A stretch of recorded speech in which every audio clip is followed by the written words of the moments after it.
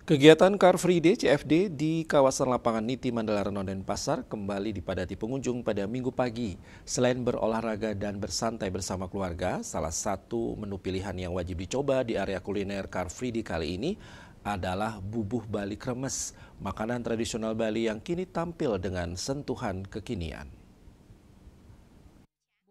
Kremes merupakan salah satu menu tradisional Bali yang hadir meramaikan area kuliner Car Free Day Renon Denpasar. Bubur Bali kremes ini menawarkan cita rasa khas bubur tradisional Bali yang gurih dan lezat disajikan dengan tambahan kremes renyah di atasnya. Perpaduan tekstur lembut dan kriuk ini membuat banyak pengunjung penasaran ingin mencoba. Pemilik stan Febri dan Rika mengatakan bubuh Bali kremes ini buka setiap hari Minggu mulai dari jam 6 hingga jam 10 pagi. Bubuh Bali yang dijual dilengkapi dengan sayur urap, bumbu kelapa, telur, ayam yang disiram dengan kuah dan ditambahkan kremes di atasnya. Bubuh Bali kremes dijual satu porsi seharga Rp12.000. Kita di sini resep dapur Menhiru, kita jualan bubur Bali. Jadi nanti isinya ada bubur, terus kita isi sayur urap, isi kremes, ada juga bumbu nyuhnya, sama isi telur dan kuah isi ayam. Pertamanya kita cuma iseng ya, mengisi waktu luang karena libur kerja, jadi kita jualan bubur join sama teman juga.